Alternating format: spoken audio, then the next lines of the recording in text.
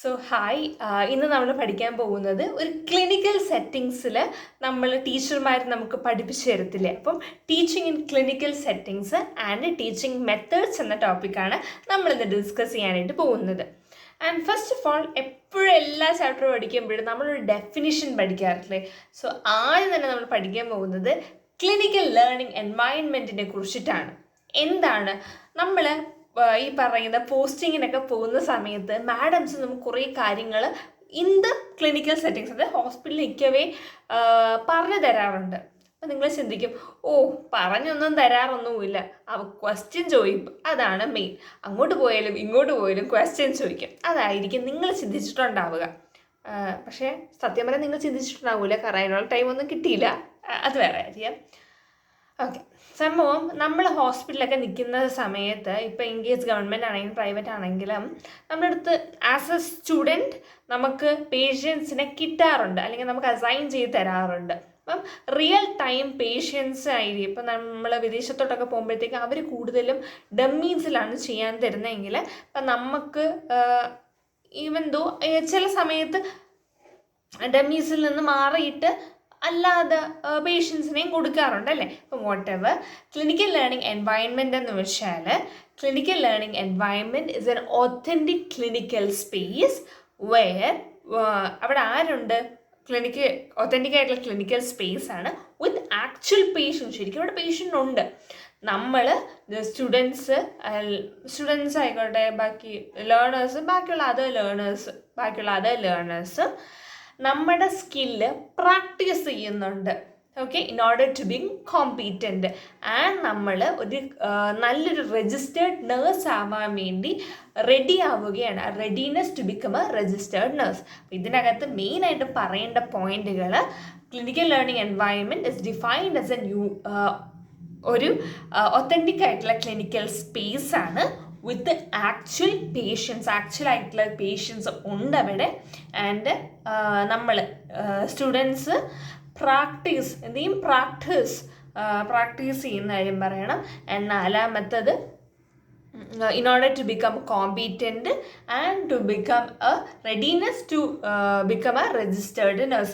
5 പോയിന്റോ ഈ വലിയ ഡെഫിനേഷനകത്ത് പറയുന്ന കാര്യങ്ങൾ. ഓക്കെ, സോ നമ്മൾ ഹോസ്പിറ്റൽ സെറ്റിങ്സിൽ നിന്നുകൊണ്ട് പഠിക്കുന്നു, അതാണ് ക്ലിനിക്കൽ ലേണിംഗ് എൻവയൺമെൻറ്റ് കൊണ്ട് മീൻ ചെയ്യുന്നത്. സോ ഇനി പറയുന്നത് എന്തൊക്കെ ക്യാരക്ടറിസ്റ്റിക്സ് ആണ് ക്ലിനിക്കൽ ലേണിംഗ് എൻവയൺമെൻറ്റിൽ പ്രൊവൈഡ് ചെയ്യുന്നത്.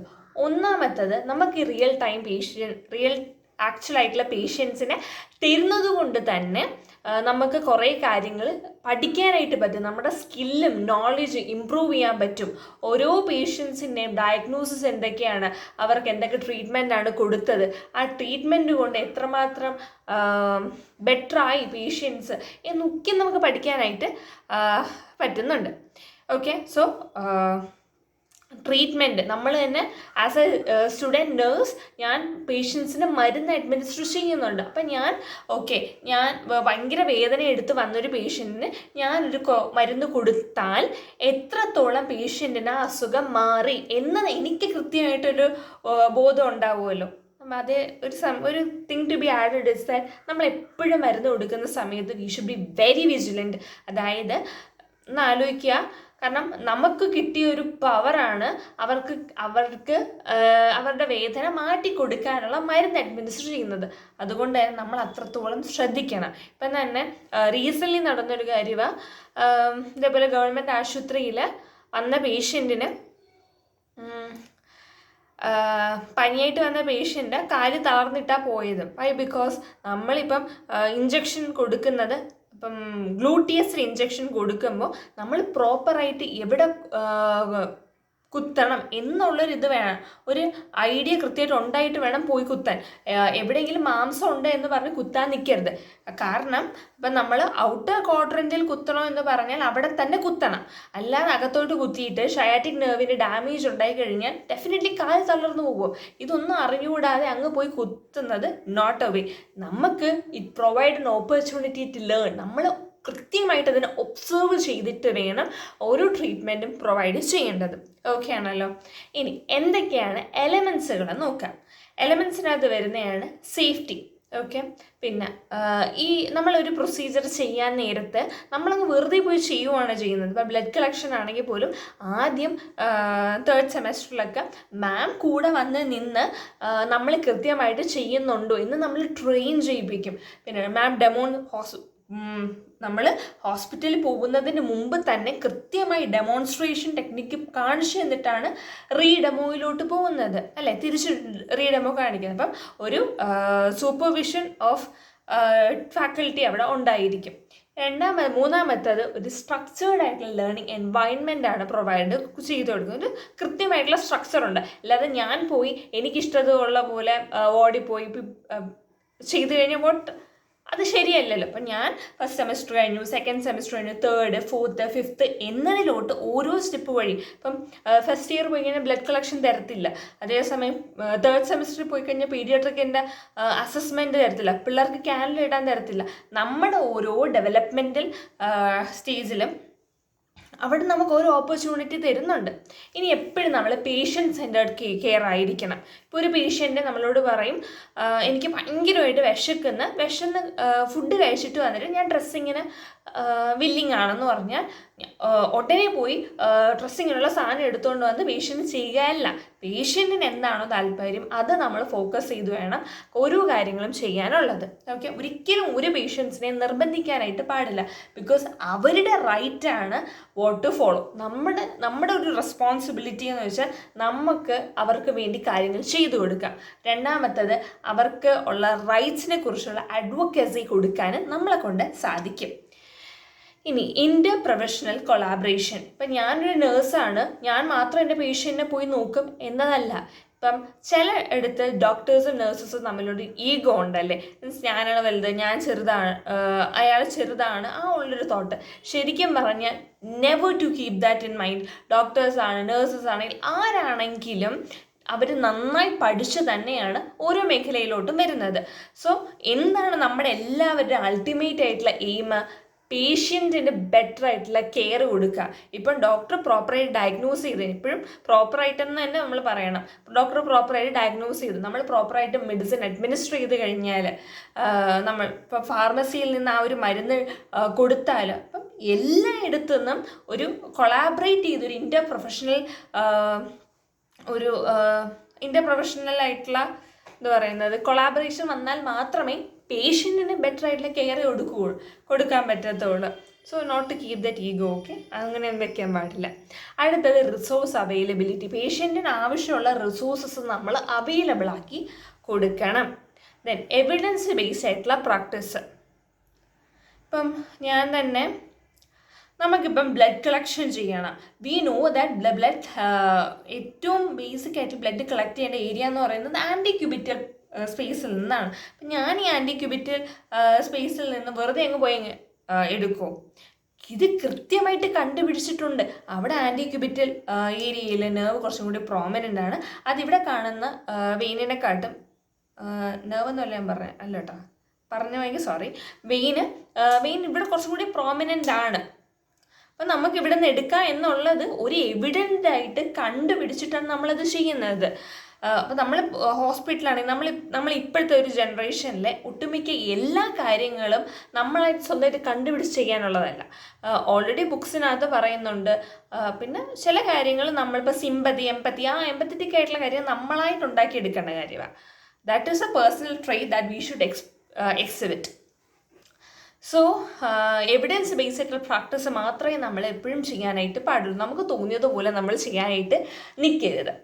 അടുത്തത് ഫീഡ്ബാക്ക് ആൻഡ് അസസ്മെൻറ്റ്. അപ്പം ഞാൻ എപ്പോഴും ഒരു പേഷ്യൻറ്റിനെ കാണുന്ന സമയത്ത് പ്രോപ്പറായിട്ട് പേഷ്യൻറ്റിനെ അസസ് ചെയ്യുക, എന്താണ് പേഷ്യൻറ്റിൻ്റെ പ്രശ്നം എന്ന് നോക്കുക, എന്നിട്ട് അവരിൽ നിന്ന് ഫീഡ്ബാക്ക് എടുക്കാനായിട്ട് നമ്മൾ ശ്രദ്ധിക്കണം.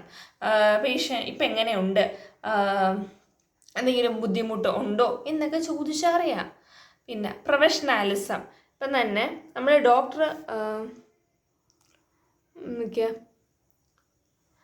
പ്രൊഫഷണാലിസം ഉണ്ട്. പിന്നെ റിഫ്ലക്ഷൻ ആൻഡ് ഡീബ്രീഫിങ്. ഇപ്പോൾ ഒരു ഡോക്ടർ വരുന്ന സമയത്ത് നേഴ്സ് പോയി എല്ലാ കാര്യങ്ങളും ഇപ്പം പേഷ്യൻറ്റിന് ഇന്നയാണ് വൈറ്റൽ സയൻസ്, ഇത്രയും പ്രോഗ്രസ് ഉണ്ട് എന്നെല്ലാം ബ്രീഫ് ചെയ്ത് കൊടുക്കേണ്ടത് ആരാ? It is a responsibility of the nurse. നേഴ്സാണ് ചെയ്യേണ്ടത്. ഇതിൻ്റെ അടുത്ത് നമ്മൾ എപ്പോഴും ഒരു പ്രൊഫഷണാലിസം കീപ്പ് ചെയ്യണം, നല്ല കമ്മ്യൂണിക്കേഷൻ സ്കില്ലുണ്ടായിരിക്കണം, നന്നായിട്ട് സംസാരിക്കണം. അല്ലാതെ ഞാൻ വെട്ടൊന്നും മുറിയുണ്ട്, ഞാൻ എല്ലാവരോടും ദേഷ്യപ്പെട്ടേ സംസാരിക്കൂ, ഞാൻ പറയുന്നതാണ് ശരി എന്നെല്ലാം പറയാനായിട്ട് പോയി കഴിഞ്ഞാൽ ഇറ്റ്സ് റോങ്. കാരണം പേഷ്യൻസ് എന്ന് പറയുന്നത് നമ്മളിപ്പോൾ യൂസ് ചെയ്യുന്ന ക്ലയൻസ് എന്ന വാക്കാണ് എങ്കിൽ പോലും അവർ വരുന്ന സമയത്ത് അത്രമാത്രം ബുദ്ധിമുട്ടി കഷ്ടപ്പെട്ടിട്ടായിരിക്കും വരുന്നത്. നമ്മുടെ ഏകാധിപത്യം കാണിക്കാനുള്ള ഏരിയ അല്ല അത്, ഒരിക്കലും അല്ല. We should be competent enough to talk to people. നന്നായി സംസാരിക്കാനായിട്ട് പറയണം. ഇപ്പോൾ ഒരാൾ ദേഷ്യപ്പെടുന്നു, മേ ബി ഒരുപാട് റീസൺസ് ആണ്. അപ്പോൾ നിങ്ങൾക്ക് തന്നെ അറിയാം, നമ്മുടെ ഇൻട്രാക്രൈനിയൽ പ്രഷർ കൂടിയിരുന്നു കഴിഞ്ഞാൽ പേഷ്യൻ്റ് ഭയങ്കരമായിട്ട് അജിറ്റേറ്റഡ് ആവും. മേ ബി അതായിരിക്കും കാരണം. അവരുടെ ഡിസീസ് കണ്ടീഷൻ അങ്ങനെ ആയിരിക്കാം. മെൻ്റലി ഇല്ലായിട്ടുള്ള പേഷ്യൻ്റ്, അവർക്ക് വയ്യാത്തത് കൊണ്ടാണ് അവരങ്ങനെ പെരുമാറുന്നത്. അപ്പം നമ്മൾ അതിനനുസരിച്ച് ദേഷ്യപ്പെടാനായിട്ട് നിൽക്കരുത്. കാരണം ഇപ്പോഴത്തെ ഒരു സിനാരിയോയിൽ നമ്മൾ ചോദിച്ചു കഴിഞ്ഞാൽ ഇപ്പം നേഴ്സ് എന്ന് കേൾക്കുമ്പോഴേ ചിലർക്ക് മാലാകയാണെന്ന് തോന്നും. ചിലവർക്ക് ഭയങ്കര ജോലി സ്ട്രെസ് ഉള്ളത് കൊണ്ടായിരിക്കാം അവർ ചിലപ്പോൾ പെട്ടെന്ന് റൂഡാവുന്നത്. അപ്പം നമുക്ക് ഒരിക്കലും പോയി അവരുടെ നിങ്ങൾ റൂഡാവരുത് എന്ന് പറയാനായിട്ട് പറയുന്നത് ഒരു പരിധിയുണ്ട്. What we can do is that ഞാൻ നന്നാവുക എന്നുള്ളൊരു തോട്ട്. അപ്പം നമ്മൾ ബാക്കിയുള്ള സബ്ജക്ട്സ് ഒക്കെ പഠിക്കുന്ന സമയത്ത് എപ്പോഴും ഡിസീസ് ഓറിയൻറ്റഡ് ആയിട്ടുള്ള കാര്യങ്ങൾ പറയാൻ പറ്റൂ. ഇവിടെ പറയുന്ന ലേണിങ്ങിൻ്റെ കാര്യത്തിൽ നമ്മൾ പഠിക്കുകയാണ്. പഠിക്കുന്ന സമയം നമ്മൾ എന്തൊക്കെ പഠിക്കണം, കുറേ ഓഫ്കോഴ്സ് എല്ലാ സബ്ജക്റ്റുകളും നമ്മൾ പഠിക്കുന്നതിലുപരി ആസ് എ നേഴ്സ് നമ്മൾ എങ്ങനെ ആയിരിക്കണം എന്നും കൂടി നമ്മൾ പഠിക്കുന്നുണ്ട്. പഠനം എന്ന പ്രക്രിയയാണ് ഇവിടെ പറയുന്നത്. ഓക്കെ, ഇനി പ്രൊഫഷണൽ ഡെവലപ്മെൻറ്റ്. നമ്മൾ ഈ പറയുന്ന പ്രൊഫഷണലി എപ്പോഴും ഡെവലപ്ഡ് ആയിട്ടുകൊണ്ടേ ഇരിക്കണം. എനിക്ക് ഓങ്കോളജി എക്സാം കഴിഞ്ഞു എന്നും പറഞ്ഞുകൊണ്ട് ഞാനത് വെച്ചിരിക്കാതെ കുറേ കൂടി പുതിയ കോഴ്സസിലോട്ട് പോവാം. കുറച്ചും കൂടി ഇപ്പോൾ BSc കഴിഞ്ഞാൽ MSc പഠിക്കാം, അല്ലെങ്കിൽ ഫോറൻസിക് പഠിക്കാം. അപ്പം നമുക്ക് പ്രൊഫഷണലി നമുക്കൊന്ന് ഡെവലപ്പ് ആയിക്കൊണ്ടേ ഇരിക്കാം. അതുകൊണ്ട് പഠനം എല്ലാ കാലത്തും നല്ലത് തന്നെയാണ്. ഇനി പേഷ്യൻസിനെ നമുക്ക് എഡ്യൂക്കേറ്റ് ചെയ്യാം. ഇപ്പം തന്നെ നമ്മുടെ വീട്ടിനടുത്തുള്ള ആളുകളൊക്കെ ആണെങ്കിലും ഒന്ന് വിളിച്ച് ചോദിക്കൂലേ, സിസ്റ്ററെ എന്ത് ചെയ്യാൻ പറ്റും, ഈ മരുന്ന് എന്തിൻ്റെയാണ്, ഒന്ന് BP എടുത്ത് നോക്കി തരാമോ, ഒന്ന് ബ്ലഡ് എടുക്കാൻ പറ്റൂ, ഇൻസുലിൻ എടുക്കാൻ പറ്റൂ എന്നൊക്കെ നമ്മളോട് ചോദിക്കുക. അവർ നമ്മളോട് കാര്യങ്ങൾ അറിയാനായിട്ട് ചോദിക്കുക. അവർക്ക് മേ ബി നമ്മൾ ഇത്രയും ഇരുന്ന് പഠിക്കുന്നുണ്ട്, വി നോ എബൌട്ട് ദാറ്റ്, പക്ഷെ അവർക്കത് അറിയണമെന്നില്ല. അപ്പം നമ്മുടെ റെസ്പോൺസിബിലിറ്റിയാണ് നമ്മൾ അവർക്ക് പറഞ്ഞു കൊടുക്കേണ്ടത്. അപ്പം നമ്മളിനി പറഞ്ഞു കൊടുക്കണം കേട്ടോ. ഇനി റിസർച്ച് ആൻഡ് ക്വാളിറ്റി ഇമ്പ്രൂവ്മെൻറ്റ്. ഇപ്പം ഞാൻ നേരത്തെ പറഞ്ഞായിരുന്നു, നമ്മൾ നഴ്സുമാരുടെ ഉത്തരവാദിത്തം എന്ന് വെച്ചാൽ അവർ ഓൾറെഡി ടെക്സ്റ്റ് ബുക്സിനകത്തുള്ള കുറേ കാര്യങ്ങളൊക്കെ നമ്മളങ്ങ് പഠിച്ചൊക്കെ പ്രാക്ടിക്കലായിട്ട് ചെയ്താൽ മതി.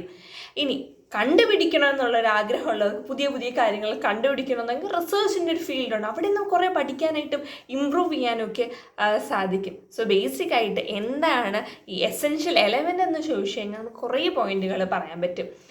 എന്തൊക്കെയാണ്? സേഫ്റ്റി പ്രൊവൈഡ് ചെയ്യാൻ പറ്റും. പിന്നെ ഒരു മെൻറ്ററിൻ്റെ ഒരു സൂപ്പർവിഷൻ ഉണ്ടായിരിക്കും. ഫീഡ്ബാക്ക് ചെയ്യാം, അസസ്മെൻറ്റുകൾ നടത്താം. ദെൻ റിഫ്ലക്ഷൻ ആൻഡ് ഡീബ്രീഫിങ്, പ്രോപ്പറായിട്ടുള്ള communication skill, profession analysis, then diversity and inclusion, clinical reasoning, research ഉണ്ട്. ദെൻ പേഷ്യൻ്റ് എഡ്യൂക്കേഷൻ, നമ്മൾ പ്രൊഫഷണലി ഡെവലപ്പ് ആവുന്ന പ്രൊഫഷണൽ ഡെവലപ്മെൻറ്റ്, ഇതെല്ലാം പറയുന്നുണ്ട്. ഇനി എന്തിനാണ് ഈ ക്ലിനിക്കൽ ലേണിംഗ് എൻവയൺമെൻറ്റിൻ്റെ ഒരു പേർപ്പസ്? ക്ലിനിക്കൽ ലേണിംഗ് കൊണ്ട് ശരിക്കും നമ്മൾ പഠിക്കുന്നു, കുട്ടികൾ പഠിക്കുന്നുണ്ട്. ശരിക്കും എന്താണ് ക്ലിനിക്കൽ ലേണിംഗ് എൻവയൺമെൻറ്റ്? ആ എൻവയൺമെൻറ്റ് നമുക്ക് പ്രൊവൈഡ് ചെയ്യുന്നത് വെറുതെ കോളേജിൽ പോയി പഠിച്ചാൽ പോരെ എന്നുള്ള തോട്ട് ഓൺലൈൻ കോഴ്സ് അറ്റൻഡ് ചെയ്താൽ പോരെ. നോ, ഇറ്റ്സ് ബിക്കോസ് നമ്മൾ റിയൽ ടൈം ആക്ച്വൽ പേഷ്യൻസുമായിട്ടാണ് ഡീൽ ചെയ്യുന്നത്. We have to get an exposure. ഇത് സ്റ്റുഡൻസിന് ഉപയോഗമുണ്ട്, ടീച്ചേഴ്സിന് ഉപയോഗമുണ്ട്. സ്റ്റുഡൻസിന് അവരുടെ നോളേജ് ഇമ്പ്രൂവ് ചെയ്യാനായിട്ട് സാധിക്കും. പിന്നെ അവർക്ക് നല്ല രീതിയിലുള്ള സ്കില്ലുകൾ പെർഫോം ചെയ്യാൻ പറ്റും. ഈ നോളേജും സ്കില്ലും തമ്മിലുള്ളൊരു ഇൻ്റർ റിലേഷൻ ഉണ്ട്. അതേപോലെ നമുക്ക് എന്തെങ്കിലും ഇതിൻ്റെ ഇടയ്ക്ക് ഒരു ഗ്യാപ്പിംഗ് ഉണ്ടെങ്കിൽ ഗ്യാപ്പിംഗ് നമ്മുടെ പ്രോപ്പറായിട്ടുള്ള എഡ്യൂക്കേഷനിലൂടെ നേരെയാക്കാനായിട്ടും സാധിക്കും. ഇനി ടീച്ചേഴ്സ്, നമ്മളിപ്പം ഒരു കാര്യം ഞാൻ പറഞ്ഞു തരുന്നു. അപ്പം എപ്പോഴും ആരും no one is perfect in this world and no one is going to become perfect. ആരും ആവാൻ പോകുന്നില്ല. സോ അതുകൊണ്ട് തന്നെ ടീച്ചേഴ്സിനും പല കാര്യങ്ങളും അറിഞ്ഞുകൂടാത്തതുണ്ടായിരിക്കും. അപ്പോൾ അവരെന്ത് ചെയ്യും, ഒന്ന് പഠിപ്പിച്ചു കൊടുക്കാൻ വേണ്ടി വീണ്ടും അവരായിട്ടൊന്ന് പഠിക്കും. അപ്പം ഓരോ തവണയും ഈ പറയുന്ന ക്ലിനിക്കൽ ലേണിംഗ് എൻവയൺമെൻറ്റ് അവർക്കും പുതിയ ഡിസീസ് കണ്ടീഷനായിട്ട് എക്സ്പോഷർ ആവാനുള്ള ഒരു ഓപ്പർച്യൂണിറ്റി കൊടുക്കുന്നുണ്ട്. Then faculty members gets opportunities. എന്തൊക്കെയാണ്? അസിസ്റ്റ് ചെയ്യാൻ, അവരുടെ ഗൈഡ് ചെയ്യാനായിട്ട് പറ്റും. അവർക്ക് കുറച്ചും കൂടി ഡെവലപ്മെൻറ്റ്, പ്രൊഫഷണൽ ഡെവലപ്മെൻറ്റ് ഉണ്ടാക്കാറുണ്ട്. ഇനി അടുത്തത് ക്ലിനിക്കൽ ലേണിംഗ് എൻവയൺമെൻറ്റ് കൊണ്ടുള്ള അഡ്വാൻറ്റേജസ് എന്തൊക്കെയാണ്? ഇവിടെ നോൺ ഹൈറാർക്കിയലാണ്. ക്ലിനിക്കൽ ലേണിംഗ് എൻവയൺമെൻറ്റ് നമ്മളെല്ലാവരും പഠിക്കുന്ന കുട്ടികളാണ്. അപ്പം നമ്മൾ പഠിക്കുന്ന സമയത്ത് ഞാൻ വലുതാണ്, നീ വലുതാണ്. ഇപ്പം ഒരു സ്റ്റേറ്റിനടുത്ത് അവിടുത്തെ ഏറ്റവും വലിയൊരാൾ അവിടുത്തെ ചീഫ് മിനിസ്റ്ററാണ്. ഓക്കെ, സോ അത് കഴിഞ്ഞാൽ താഴെയുള്ള ഇപ്പം ജോയിൻറ്റ് സെക്രട്ടറി, അഡീഷണൽ സെക്രട്ടറി, അങ്ങനെയുള്ളവരൊക്കെ വരുന്നത്. പക്ഷേ പഠനം എന്നുള്ളൊരു സ്ഥലത്ത് പഠിക്കാനാണ് വന്നിട്ടുള്ളതെങ്കിൽ എല്ലാവരും ഒരുപോലെയാണ്. അവിടെ ഹൈറാർക്കി ഇല്ല. പിന്നെ നമ്മളെല്ലാവരും ഒരു ടീം വർക്കാണ്, ഒരുമിച്ച് കൂടെ നിൽക്കുന്ന ഒരു പരിപാടിയാണ്. പിന്നെ നല്ല രീതിയിൽ കമ്മ്യൂണിക്കേഷൻ ഉണ്ടാക്കും, പാസീവായിട്ടുള്ള അറ്റ്മോസ്ഫിയർ, ഒരുമിച്ച് പഠിച്ചെടുക്കണം. ഇപ്പം നമ്മുടെ തന്നെ ക്ലാസ്സിൽ എല്ലാവരും ഒരു പരീക്ഷ വരുന്നുണ്ട്, എല്ലാവരും പരസ്പരം സഹായിക്കുകയല്ലേ ചെയ്യുന്നത്. അവിടെ ഒരു ടീം സ്പിരിറ്റാണ് ഉണ്ടാകുന്നത്. പിന്നെ ഇപ്പം നീ ഒന്നും പഠിച്ചില്ല, ഇപ്പം ചിലവർ ഓഫ് കോഴ്സ് പഠിച്ചിട്ടും പഠിച്ചില്ല എന്ന് പറയുന്നവരുണ്ട്, അത് വേറൊരു category. What ever may be, അത് നമുക്ക് നോക്കണ്ട. പക്ഷെ ചിലവരുണ്ടല്ലോ, ഓക്കെ പഠിക്കാൻ പറ്റും, നീ പഠിക്കുക, അല്ലെങ്കിൽ ഞാൻ നിന്നെ പഠിപ്പിച്ചു തരാം എന്ന് പറയുന്നവർ, അത് മോട്ടിവേഷനാണ്. അപ്പം ക്ലിനിക്കൽ ലേണിംഗ് എൻവയൺമെൻറ്റിൽ നമുക്ക് പഠിക്കാനുള്ളൊരു മോട്ടിവേഷൻ പ്രൊവൈഡ് ചെയ്യുന്നുണ്ട്. കാരണം പുതിയ പുതിയ കേസ് വരുമ്പോഴത്തേക്കും നമുക്കിതൊന്ന് കണ്ടു പഠിച്ചാലോ എന്നുള്ളൊരു തോട്ട്. പിന്നെ അടുത്തത് supportive of the students and high quality nursing care. ഇത്രയും കാര്യമേ പറയുന്നു. മെയിനായിട്ട് ഒരു ടീം സ്പിരിറ്റ്, ഒരു motivation, non hierarchical method, then team spirit പറഞ്ഞല്ലേ, സപ്പോർട്ടീവ് ഓഫ് ദ കെയർ, നല്ല രീതിയിൽ quality of the nursing care provide ചെയ്യുന്നത്. ഇതെല്ലാമാണ് ഒരു ക്ലിനിക്കൽ ലേണിംഗ് എൻവയൺമെൻറ്റിൻ്റെ അഡ്വാൻറ്റേജസ് ആയിട്ട് നമുക്ക് പറയാൻ പറ്റുന്നത്. ഇനി എന്താണ് principle and planning of clinical learning experiences? അപ്പം കൂടുതലും നമുക്ക് ലേണിങ്ങിലൂടെ expected learning from the experience, നമ്മുടെ എക്സ്പീരിയൻസിൽ നിന്നാണ് എക്സ്പെക്റ്റഡ് ആയിട്ടുള്ള ലേണിംഗ് ഔട്ട്കം വരുന്നത്. ഇനി the background of the student, ആ കുട്ടിയുടെ ബാക്ക്ഗ്രൗണ്ട് എന്താണ് നമ്മൾ നോക്കുക. മൂന്നാമത്തെ ഡ്യൂറേഷൻ ഓഫ് എക്സ്പീരിയൻസ്, എത്ര നാളാണ് ഒരു ഡ്യൂറേഷൻ നോക്കുക. Then learning opportunity available in the clinical സെറ്റിങ്സിൽ എത്രത്തോളം ലേണിംഗ് ഓപ്പർച്യൂണിറ്റി ഉണ്ട്, അവൈലബിൾ ആണെന്ന് നോക്കും. And size of the group. Okay, ഇനി educational philosophy which is described by Ronald Harden in 1999. Performance of task എന്ന് പറയുന്നത് ഡൂയിങ് റൈറ്റ് തിങ്, ശരിയായിട്ടുള്ള കാര്യങ്ങൾ ചെയ്യുക എന്നാണ്. Then approach to task goal competence ആണ്. ഇപ്പം തന്നെ അപ്രോച്ച് ടു ടാസ്ക് പ്രൊഫഷണൽസ് എന്ന് പറഞ്ഞാൽ right a person doing the right task. നമ്മൾ തന്നെ ഹോസ്പിറ്റലിലൊക്കെ പോകുമ്പോഴത്തേക്കും ഈ ജനറൽ നഴ്സിംഗ് കഴിഞ്ഞിട്ട് പോസ്റ്റ് ബേസിക്കിന് വരുന്ന ചേച്ചിമാരൊക്കെ അവർ നല്ല പ്രായമുള്ളവർ അതിൽ വരാറുണ്ട്. അവർ ഓൾറെഡി എക്സ്പീരിയൻസ് ഉള്ളവരായിരിക്കാം. മേ ബി അവർക്ക് ട്യൂട്ടർ ആവണം എന്നുള്ള ആഗ്രഹത്തിലായിരിക്കാം വരുന്നത്, അല്ലെങ്കിൽ അബ്രോഡ് പോകണം എന്നുള്ള ആഗ്രഹത്തിനായിരിക്കാം. വാട്ട് എവർ മേ ബി, അവരൊക്കെ ഓൾറെഡി അവർക്ക് ലേണിംഗ് എക്സ്പീരിയൻസ് ഉണ്ട്. അവർ ഹോസ്പിറ്റലിൽ പോകുമ്പോഴത്തേക്കും അവർ നേഴ്സാണ്, അല്ലെങ്കിൽ നമ്മളാണെങ്കിൽ ഹോസ്പിറ്റലിൽ പോകുമ്പോൾ നഴ്സിംഗ് സ്റ്റുഡൻസ് ആണ്. അതേസമയം കോളേജ് വരുമ്പോഴത്തേക്കും അവർ സ്റ്റുഡൻസ് ആണ്, നേഴ്സാണ്, സ്റ്റുഡൻ്റ് ആണ്. ഓക്കെ, ഇനി അടുത്തത് factors influencing clinical learning environment. ഒന്നാമത്തെ നമ്മുടെ എക്സ്പീരിയൻസ് ആണ്.